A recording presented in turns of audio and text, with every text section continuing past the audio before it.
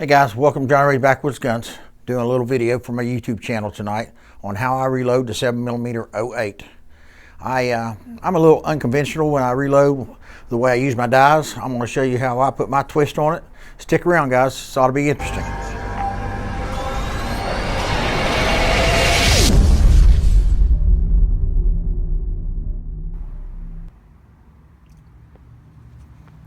Okay guys, usually this is how I start. I show you the primers, large magnum rifle primers, number 250 CCIs. The nozzle ballistic 7mm caliber 120 grain bullets. I'm going to use these, ballistic tip. I'm going to use IMR 4350 powder. I've got 3 sets of dies sitting here. I got a 7mm-08 full length sizing die set. I've got a competition 308 set of dies here and a small base 308 sizing die. I'm going to use all these. I'll show you how I do it in just a second when we get to the seating and crimping and sizing. Right now I'm going to look in the book. 7mm-08 120 grain ballistic tip. I'm going to use 4350 powder. It says the most accurate powder tested. 45 grains was the most accurate test powder charge, so that's what I'm going to use. That's a little bit over 2,800 feet per second. I doubt we get that, but it'll be close. And that's a 94% case volume. It's going to fill the case up 94%, so it's going to be easy to identify. And this powder meter is pretty good. So we'll get started on the loading process, and I'll show you how to do it. Okay, guys, like I've said before, whenever you're sizing your brass, if you're using an RCBS sizing die, use an RCBS shell holder, okay? These shell holders, different name brands have different shelf heights in them. You never know what's right, but these are designed to work together, so just make it easy on yourself and use the same name brand as the die you're using. Okay, I'm gonna set this up. I want that to touch. Screw it down until it touches. Touch my shell holder. And then I back the shell hold out. That gives you that overcam. I'm just going to do 3 of these. Make sure you put some lube on your case. Insert it. Run it up. What I like to do, turn it about a quarter of a turn and run it again. I know a lot of people say you're working your brass really hard.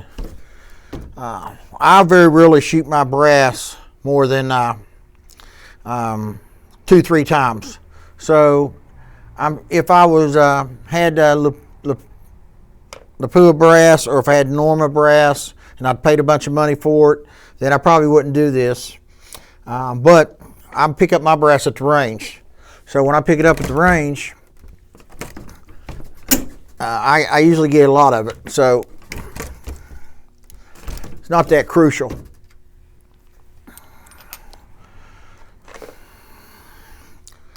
Last one.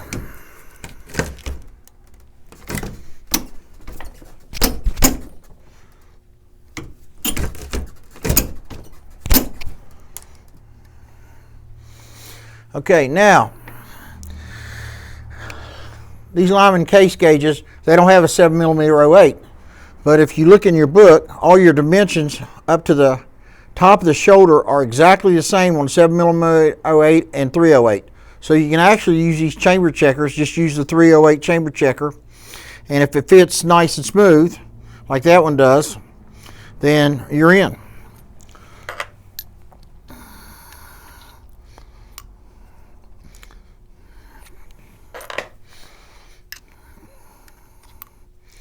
Nice and flush, you're in. What I like to do is, like I told you, since the 7mm-08 and the 308 are the exact same dimensions all the way up to the top of the shoulder, then I get a small base sizing die if I'm going to run these in a lot of different guns. And I'll take out my decapping pin. And that's your expander ball. That's going to size your neck. When you take it out, you're just going to size the outside of your brass. Well, where 7mm-08 is smaller than the 308, this isn't going to hit the neck, okay? So we're just going to size the outside of the brass. And same process. I run my ram up, and I run this down all the way till it touches.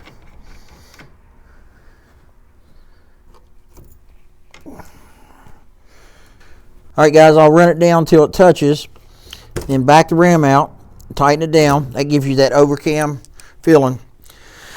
Okay, now I'll resize these small base size with a die, and it tightens it up so it'll work in any kind of semi-automatic weapon and just about any bolt. Okay, that's a problem when you don't have the rifle you're going to shoot it in.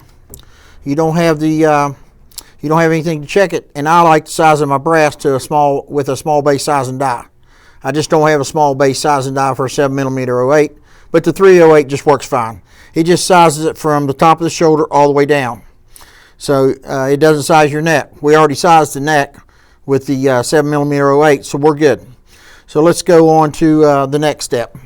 Okay, guys, I'm going to prep this brass. I'm only going to prep 3 of them for you.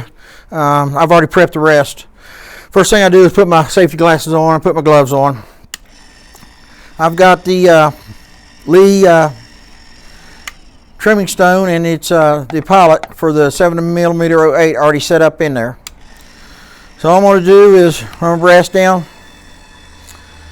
trim it. All right, guys, I trim my brass. I've got my Lyman case jig right here. As long as this will slide under that 7mm-08, then it's trimmed far enough. So I double check it with this Lee trimmer. Then I clean my primer pocket. Looks clean to me. Then of course I chafe and deburr. That piece is done. Move on to my next one. I trim it. Trimming's always important. You always trim after you size, because when you size, you're going to stretch your brass out. Check, make sure it fits. I didn't trim that one far enough. You're just taking a couple hundred thousandths off.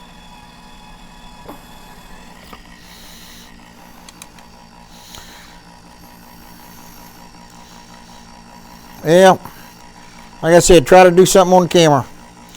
It fits, it slides, it's easy fit. So now I clean my primer pocket.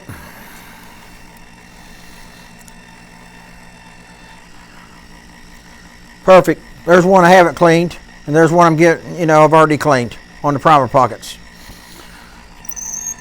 Then I chafe and deburr and chafe. Either order on that's fine. That piece of brass ready to charge. This is the one with the dirty primer pocket. I want to trim it. Just a little pressure on your head stamp. Make sure it fits. It fits in the 7mm-08. I knew it would because this pilot stops it and helps trim it the exact length. Let's do my primer pocket.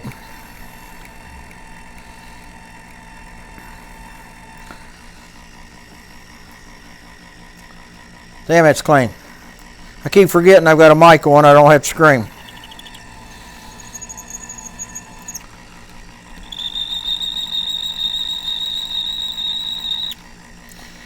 There you have it. Okay, now let's go to, let's flare these, and then we'll prime them and we'll powder them. Okay, guys, just run your flare and die down. I've already got it set. I'm just going to put a small flare on these. You'll feel it touch. I use a Lee Universal Flare and Die, and it just opens that mouth up just the tiniest bit. So if you're using flat base bullets or boat tail, they'll go right down in the center, real nice and concentrically, however the hell you say it. It lets it center up. Now I'm gonna prime right here on the bench, okay, guys?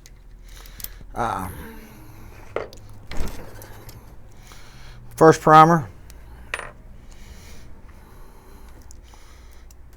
I like priming on the bench. I just got used to doing it a long time ago, and it just feels good and solid. Nice concave filling. Here's my last one.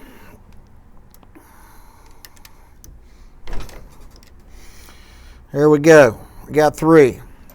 Now we will powder these up and get the bullets ready to seat. Okay guys, if you notice with this stick powder, extruded stick powder, a lot of guys say it won't meter through these auto powder chargers. But if you take a straw and some scissors, I've already cut a couple of these. I have 2 or 3 different ones pre-cut. And this one I cut it on each side and I folded the straw back in it. Okay, it controls how it puts out the powder. I don't know why Hornady doesn't send you 3 or 4 of these nipples for the end of it, but that's my fix. I got that off Fortune Cookie 45. He used a red straw. I'm not sure if how he cuts his, but it seems to work for me. Now powder, flake powder, ball powder, the real tiny flattened out ball powder, spherical powder, I believe they call it. I think Winchester has the franchise rights, trademark name on powder, ball powder. So the other companies don't call it ball powder. Nevertheless, you just change your design on these straws, the end of it, just a little bit. And I promise you, you can slow your trickle down and back your trickle out 3 or 4 tenths and set your powder dropper on slow, and it will get right up there. We'll help it zero out real fast. Make sure your scale is on a level platform, level table, and don't touch the table. Don't let any of your air conditioner or your heater be blowing on it. And it should throw 45 on the dot. We'll see. Now everyone knows these powder droppers. You're going to get a green light when it's supposed to be a good throw. But these are only guaranteed for a tenth. So I'm throwing 45. So it might be 45.1. It might be 44.9. But it'll give us a green light. With hunting ammo, a tenth of green is fine with me. Now, if I'm trying to shoot huge groups, small groups at huge distances, then I'll try to throw, I'll trickle my last 1 or 2 tenths and level it up with another scale after this throws it. But to me, for hunting ammo, this is good enough.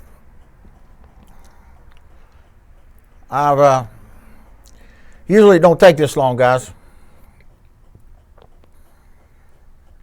Usually I seat and crimp and prime while I'm throwing powder, and then I'll throw a whole tray of powder, and then I'll back up and dump one in my shell and or my cartridge, my brass, and then I'll do another one. And so I'm not sitting here watching water boil. Get right down on there. So we got a good throw, an accurate throw. Okay guys, if you get your straw right, okay, you can actually, I'm gonna move this up to fast, okay, and I set my trickle to normal instead of power. And let's see if it'll throw good load for us. The secret to this powder dropper is getting that damn straw right. If you get the design in it right, it's just the powder, just different powder throws different ways. And when you put these little straws in the end, it just changes the whole game. I used to not use this powder dropper that much, but when I saw that video, YouTube video, with Fortune Cookie 45 cutting straws, I thought I'd try it, and it just changed. It's a game changer, for sure.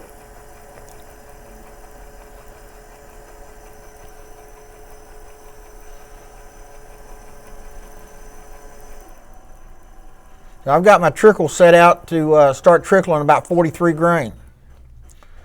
And, you know, it just, somehow when you get that straw right, it'll, we're at 44, 45, 44.5, 45. Should throw a green light. There we go.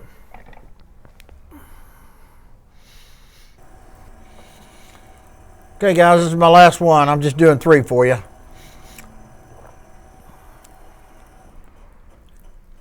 And then we'll get to seating the bullet and crimping the bullet.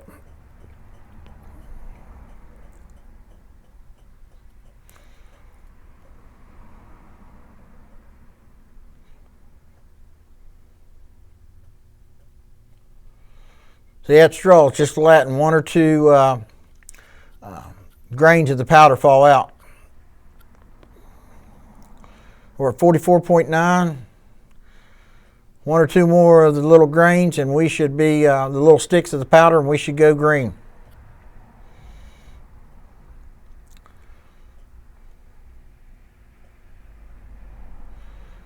Almost there we go. There's a green sound. All right guys, I'll finish charging this and we'll get to seating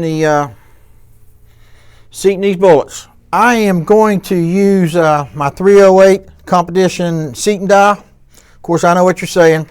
It's 308, but if you change the guts out of these, I've got 5 different sets of these, all the way from 30 caliber, 27 caliber, 24 caliber, 22 caliber, and 7mm. And I've got the bullet guides, and I've got the elevated shell holders. Big long cases, you don't need elevated shell holders, but short cases you do, okay? You need the correct bullet guide, which this is a 7mm bullet guide. Read the writing, make sure it's upright, and just drop it in. And the good thing about this too, if you get into different oak jobs on your bullets, even though it's 7mm, you can check the seating plunger and make sure it fits on your the bullet the way you want it to. If not, you can try the other ones and see if it fits better. You're just seating the bullet, but this is pretty conventional, so I'm going to use a 7mm seating plunger. Screw that into it, tighten it up, and then just tighten her down there.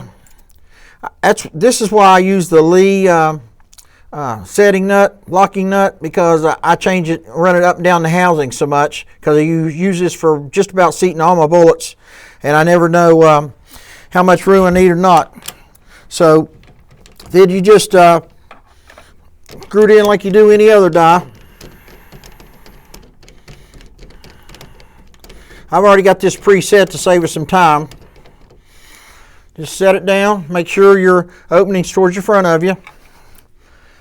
Insert your brass in your shell holder. Guys, when your cartridge, your brass cartridge, engages your bullet pilot, your bullet guide, you just drop your bullet in the front window, bring it down.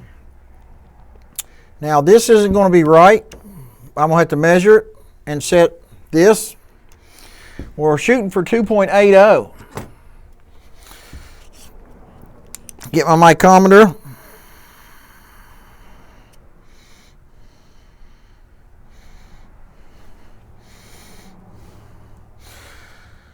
We're 48 thousandths from being 2.800. Try one full twist. That should take it maybe close where we want.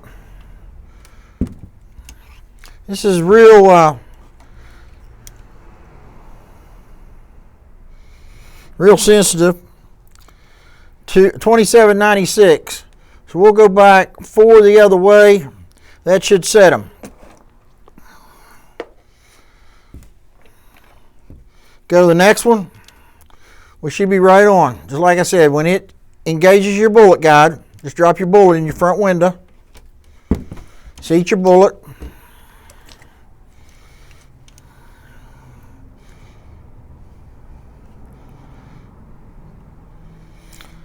.98. just a smidgen. That micrometer dial on that is just perfect. Now we should be right in. It usually takes about 3 to get it set.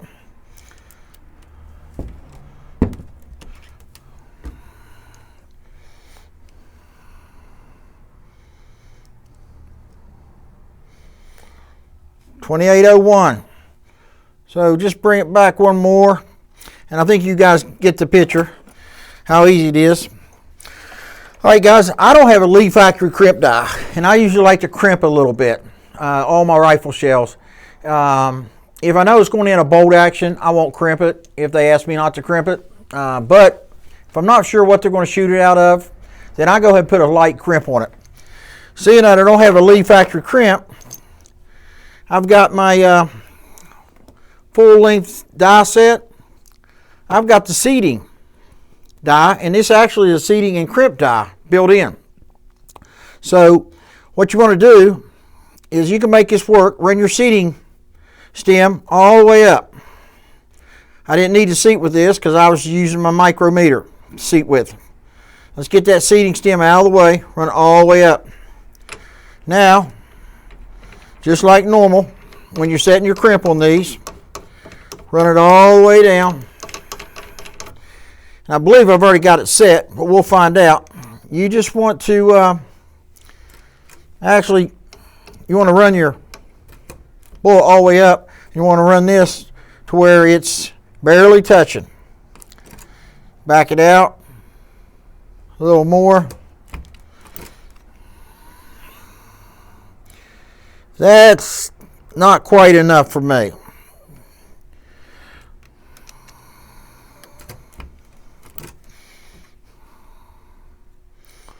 Still not where I flared those. Whenever you flare, you always need to crimp a little bit.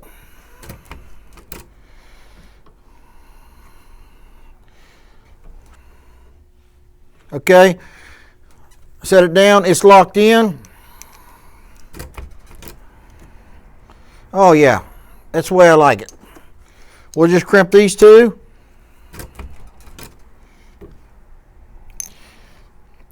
Last one. All right, that works. That's the pretty much the complete process of me building 7mm-08. So if you don't have a small base 7mm-08 die, you can use your 308 small base.